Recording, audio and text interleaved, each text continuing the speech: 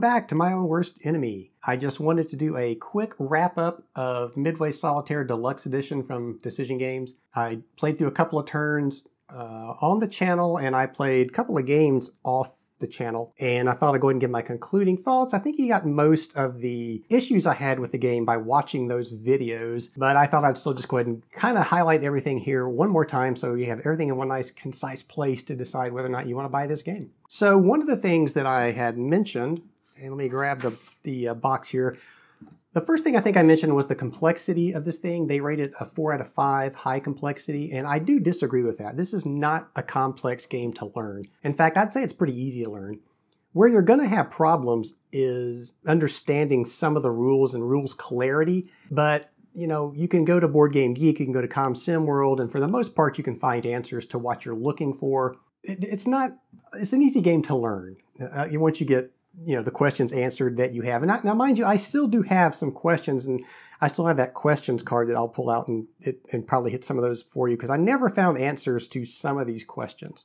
But yeah, the complexity, no, this is not a complex game to learn. It is fairly easy, so don't be scared by that. The other thing that I complained about quite a bit, I'll complain about it again, was the lack of a player's aid card for the Japanese. That was sorely needed in this game, and I highly recommend you print one out if you don't have one. I posted mine on Board Game Geek. Another user posted another good version of this on Board Game Geek, so grab one of those. You're going to need it, otherwise you're going to destroy your rulebook. You did get a nice player aid card for the US side. This is awesome. This is handy. And it has the special operations markers on the back of that. But this was awesome for the US side. You got to print one out for your own. This game really should have come with a player's aid card. The other thing it should have come with, and this is just kind of nitpicky on my part, is and I've got my counters over here, but it should have come with a cap marker so that you can mark which fighter units were actually on cap duty and where they were on cap duty. That wouldn't have hurt. They had extra space, blanks on the counter sheet, so they could have put the cap marker. What else? The leaders in the game for the US side, and even for the Japanese side, they were a little more powerful. But on the US side, the leaders were I wasn't really impressed with the leaders. I think it would have been better to give them some stronger functions other than just adding 1 to range, movement range, and air range. It just seemed kind of, you've got these leaders out there. Let's give them a little more power than what they did. So that was kind of a letdown for me. What else? I'm trying to just go off the top of my head here. One of the things in playing the game that I did not like was having to look at, and let's see, where's my player's aid card for the Japanese again? I think they highlighted, or I highlighted it in here. So yeah, when you were conducting the IJN Air Unit launch segment, and you had an unspotted Japanese task force, and it was in range, then the rules say, yeah, okay, now you can go ahead and examine that task force to determine what units are in there. I hated that. Part of the fun of this game is having a task force come in and not knowing the entire composition of what you're facing.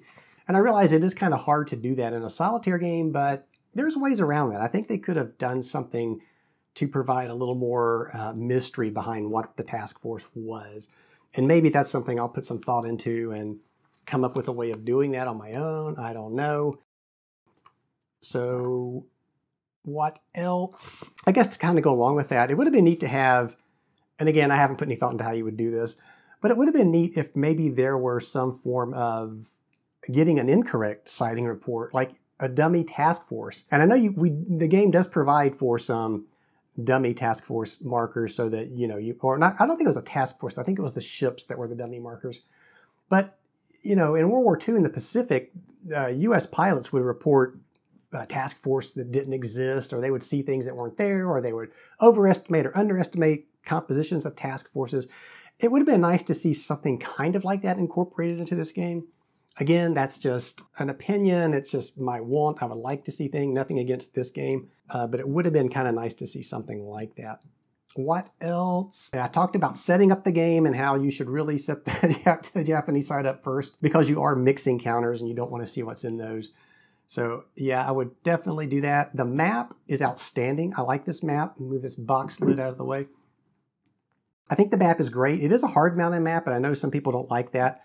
I kind of like the hard mounted maps like this. They do kind of pooch out a little bit, as this one kind of does. That goes away if you leave it set up any length of time. I like it. Maybe I'm biased because when I'm recording videos, it's a lot easier to do so on a hard-mounted map than a paper map.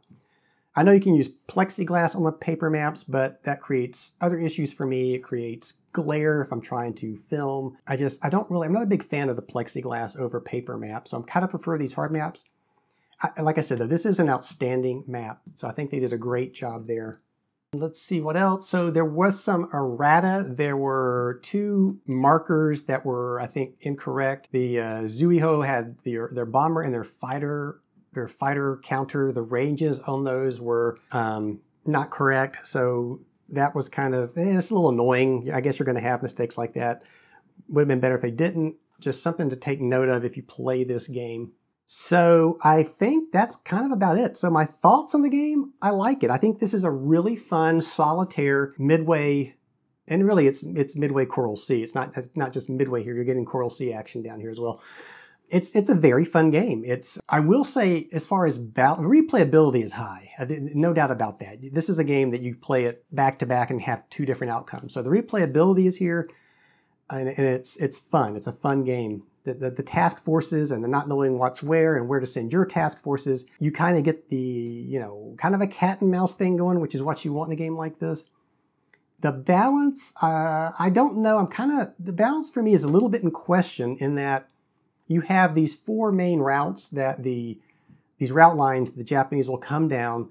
And you'll note, if you look at the top 2 route lines, they're a little bit longer than the bottom 2 when you get to the Solomons and Port Moresby down here. These are really short lines. And as I played the game, I realized that if you got the wrong, I guess you would call it, I won't say wrong, but maybe bad, what do you call them, the markers you pull for the Japanese turn. If you pulled, and I did it with Port Moresby down here, this south Port Moresby line, where I pulled back-to-back markers. It was just bad luck. And that kind of kills you right there, because the Japanese fleet is on you before you can really do anything. Your fleets, you start off with fleets over here on the west coast, Midway, but if you get the wrong markers to come up back to back, you're kind of hosed down here. So the game balance, I'm not 100% certain that it is perfectly balanced, but then again, it is random chit pull, so it's kind of hard to balance it that way.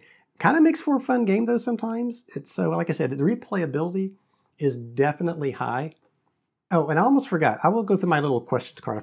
I forgot I had the questions card that I pulled out in the first video, I believe.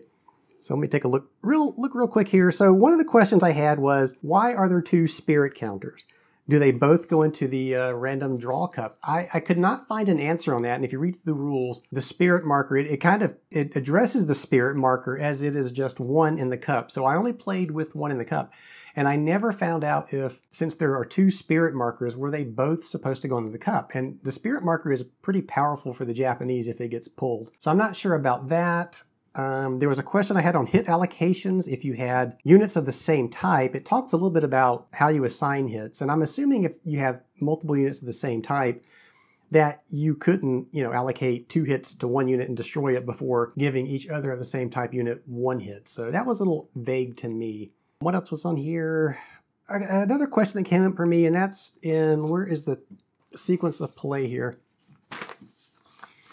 And that was when the Japanese attacked, when they launched an attack, and it wasn't an attack. So basically, and this happened again down in Port Moresby with me. So I had a Japanese task force that was within sight of Port Moresby. It was spotted, and when you get down to the USN reaction segment, it specifies launch carrier-based, not land-based units against spotted task forces and islands. Why? Why can't I launch? I had, these bombers that are sitting back here, and I would love to have been able to take a shot at those task forces that were spotted, but the rules do not allow for that, and I honestly don't know why. And I don't know if that's something I'll change in house rules or not, but it seems kind of weird that you wouldn't be able to launch those land-based bombers as well. Maybe it's a game balance thing. It just didn't make any sense to me. What else do I have on here? Let's take a look real quick and see. Another thing, let's see. Yeah, so one other question I had was, the note says U.S. can, okay, so if the U.S. loses one of these bases, So if you lose this to a Japanese ground invasion, it seems to me like there is no way for the US to retake that base. You can certainly eliminate, I think, well, I don't know, I couldn't figure that out.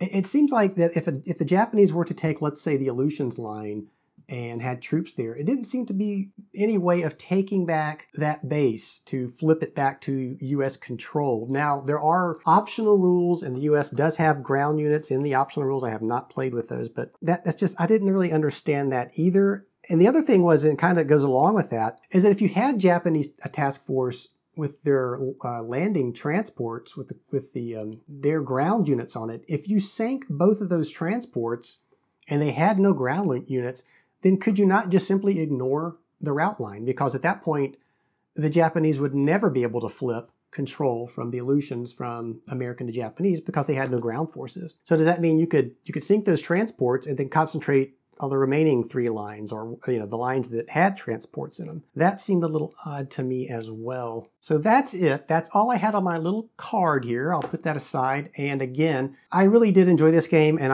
if you have any interest in the Pacific and in solitaire only games, it's a no-brainer. I think you've got to get it. This is a fun game. There are optional rules. I'm speaking strictly now to the standard game. I have not tried the optional rules. I think that would be something fun to try. And again, I would like to try this maybe with some of my own rules that I kind of clarify or make up, like the land bombers being able to attack those task forces that are already spotted.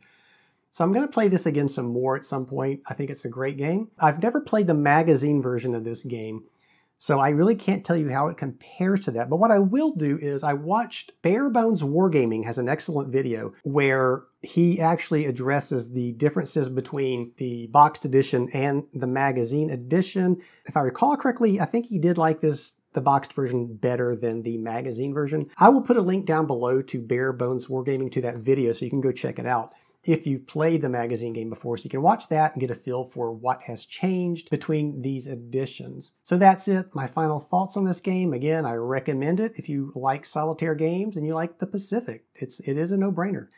I will play this one again. It will stay in my collection. That's how much I like it. There you go. So that's it. Just wanted to wrap this up, and thank you for watching. And if you like what I do, please like this video, subscribe, and if you really want to help, check out the Patreon page. That's it. I'll see you back here next time.